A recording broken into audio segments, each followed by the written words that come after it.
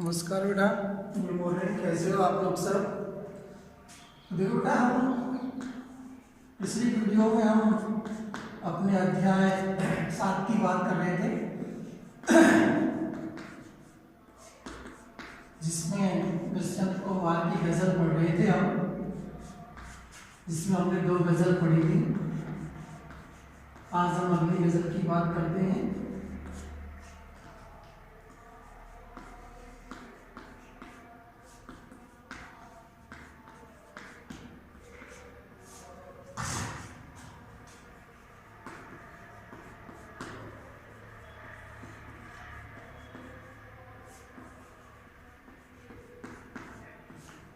देखो बेटा, 2 पढ़ ली थी गजल हमने। आज तीसरे की बात करते हैं। ना हो कमीज तो पाँव से पेट ढक लेंगे, ये लोग कितने मुनासिब हैं इस सफर के लिए। ना हो कमीज तो पाँव से पेट ढक लेंगे, ये लोग कितने मुनासिब हैं इस सफर के लिए। देखो बेटा, पाँव माने पैरों से, पाँव माने क्या होता है? पैरों से। पाँव से मतलब पैरों से।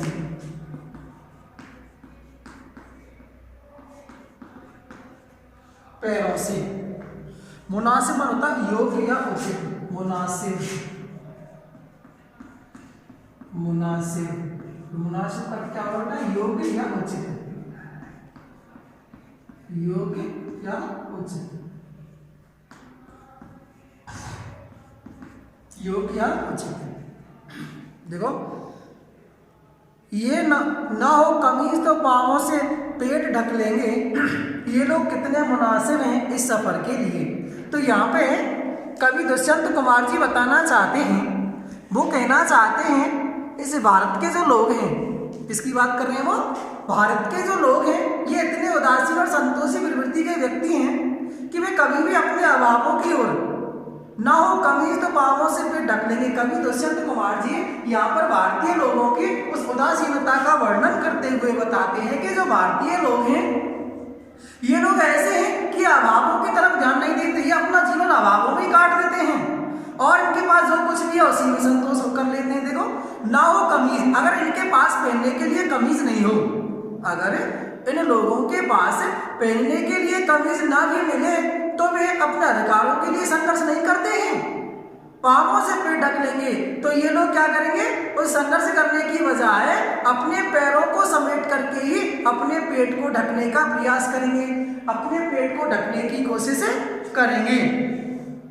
ये लोग कितने मुनासिब हैं इस सफर के लिए। वो बताना चाहता है कवि कि ये लोग कितने उपयुक्त हैं, कितने उचित हैं, कितने योग्य हैं कि जिनके कारण जो देश के जो शासक हैं, ये शासक कितने सत्ता को अपने आराम से बिना किसी प्रकार की चिंता के चला रहे हैं। अर्थात क्योंकि उन लोगों को कोई परवाह नहीं है, क्योंकि वो जानते हैं कि जो भारतीय लोग हैं, ये लोग ऐसे हैं कि अभावों में अपनी जिंदगी जी लेंगे। ये कभी भी अपनी इच्छाओं की पूर्ति के लिए कभी संघर्ष, अपने अधिकारों के लिए संघर्ष नहीं कर सकते हैं।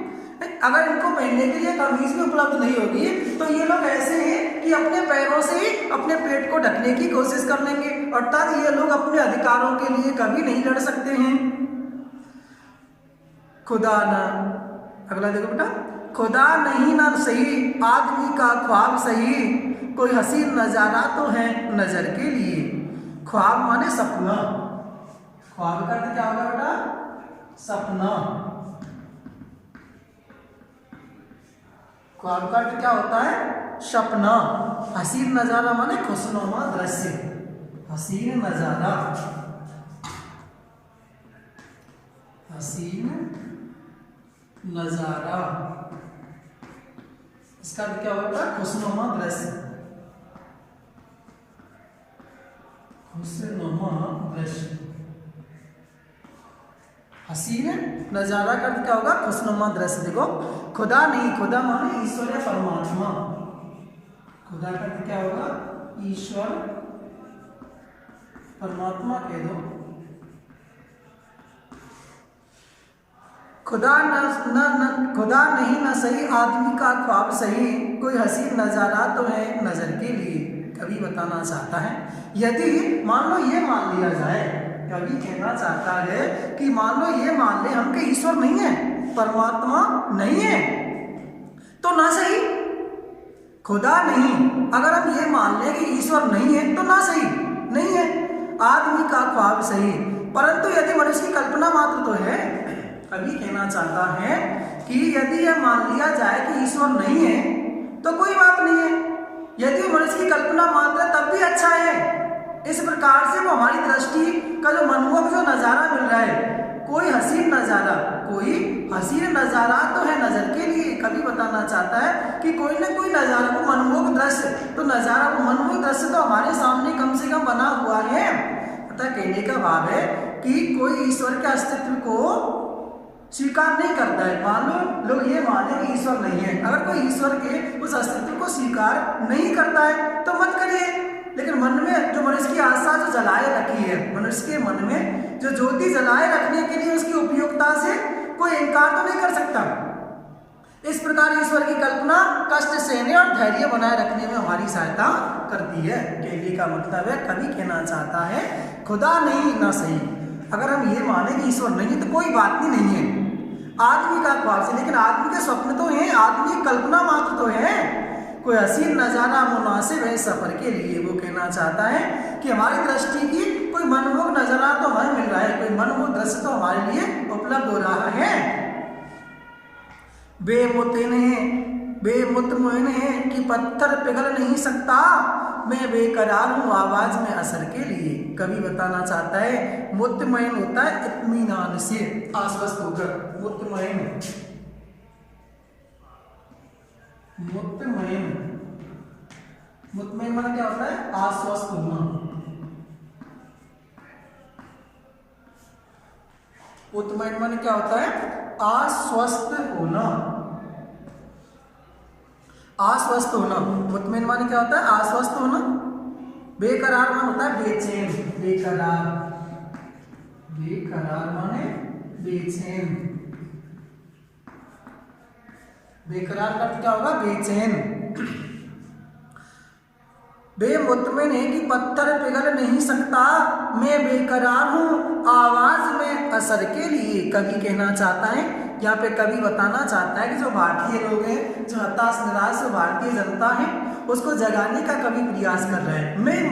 वे मुतमईन है कि पत्थर पिघल नहीं सकता।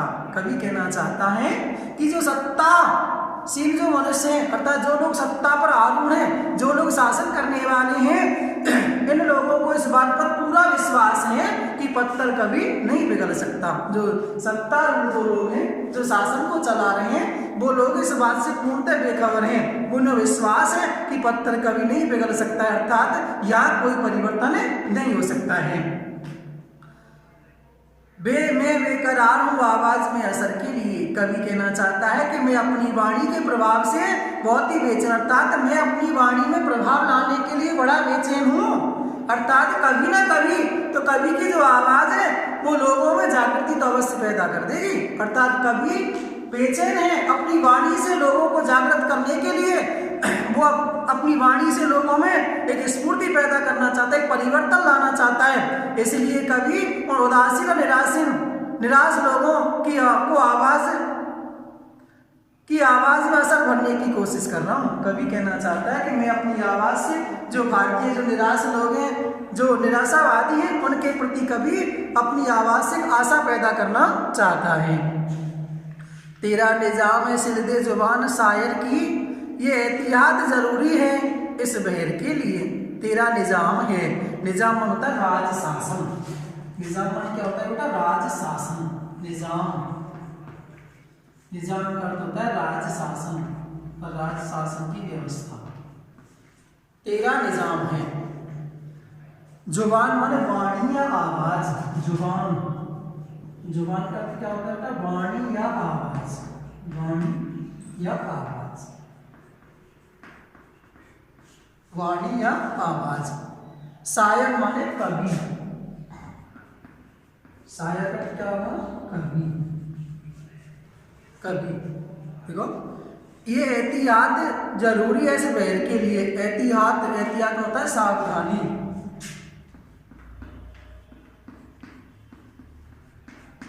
एहतियात का अर्थ क्या होगा? सावधानी।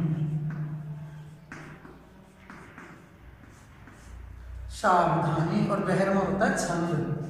बहर, बहर का अर्थ क्या होगा? छंद। ये क्लास लगी है है जी। तो ऊपर बच्चा के बार-बार लिसनिंग ले लो। बहर का अर्थ क्या होगा? छंद। देखो, तेरा निजाम है सिलते जुबान शायर की, ये एहतियात जरूरी है इस बहर के लिए। कभी हम उन सत्ताधारियों को संबोधित करते हुए कह रहा है कि तुम्हारी शासन व्यवस्था तभी तक सुरक्षित रहती है जब तक शायद कभी लोग चुप रहते हैं। कभी उन सत्ताधारी लोगों से कहता है कि तुम्हारी शासन व्यवस्था तभी तक सुरक्षित रहती है जब तक शायद लोग चुप रहते हैं। अर्थात वे आपकी शासन व्यवस्था, तेरा निजाम है सिलदे जुबान शायर की। कभी कहना चाहता है सत्ताधारियों को संबोधित करते हुए तेरा निजाम अर्थात तेरी शासन व्यवस्था तब तक चल रही है जुबान शायर की जब तक उन कवियों की, उन शायरों की जुबान चुप है, उन कवि लोगों की जुबान चुप है। वे एहतियात जरूरी है इस बहर के लिए। कवि कहना चाहता है कि तुम्हारी ओर जो सत्ता में परिवर्तन लाने के लिए कवियों, बुद्धिजीवियों, नागरिकों को अपनी आवाज को बुलंद किए रखना भी आवश्यक है। ये एहतियात जरूरी है इस बहर के लिए। कवि कहना चाहता है कि उन सत्ताधारियों को संबोधित करते हुए कहता है कि तुम्हारी राज व्यवस्था, तुम्हारी शासन व्यवस्था तब तक ही सुरक्षित है जब तक तुम लोग चुप हैं। अर्थात आपकी व्यवस्था के खिलाफ आवाज जब तक हम नहीं उठा रहे तब तक आप शासन कर रहे हो। उन सत्ताहीन नागरिकों को अपनी आवाज को बुलंद किए रखना भी बहुत जरूरी है।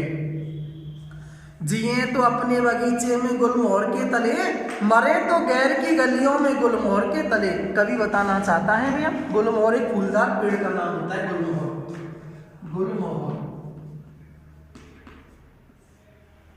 गुलमोहर होता है फूलदार पेड़, फूलदार पेड़, फूलदार पेड़, गुलमोहर। गैर में होता है पराया अन्य, गैर, पराया या अन्य। देखो, जिए तो अपने बगीचे में गुलमोहर के तले, मरे तो गैर की गलियों में गुलमोहर, गुलमोहर के तले। कवि कहता है कि यदि हम जिए तो अपने बगीचे के इस गुलमोहर के लिए ही जिए। जिए तो अपने बगीचे में गुलमोहर के तले, तले माने नीचे। कवि कहता है कि आवाज को बुलंद किए रखना, अर्थात जिए तो अपने बगीचे के इस गुलमोहर के लिए ही जिए, मरे तो गैर की गलियों में गुलमोहर के लिए। और यदि हम मरे तो गैर की गलियों में मरे तो भी इस गुलमोहर के लिए ही। कहने का मतलब कवि का यह है कि हम समाज की भलाई के लिए जिए और संघर्ष करते हुए इसी की भलाई के लिए हम मर जाएं। कवि कहना चाहता है कि अगर हम जिए और मरे भी तो समाज की भलाई के लिए ही मरे, उसकी भलाई के लिए ही जिए। तो बेटा इसमें लक्षणा शब्द शक्ति का प्रयोग इन गजलों में हुआ है। लक्षणा शब्द शक्ति का प्रयोग इन गजलों में हुआ है। उर्दू शब्दावली आई है। सहज सरल भाषा का प्रयोग कवि ने किया है। सहज सरल भाषा का प्रयोग कवि के द्वारा किया गया है। तो ये बेटा आपका अध्याय खत्म हो गया है। आपको पीडीएफ भेज दी जाएगी प्रश्नोत्तरों की। मैंने आपको 4 पार्ट तक की पीडीएफ भेज दी है, 2-3 पार्ट की और रही है, मैं उसको भेज दूंगा उसको।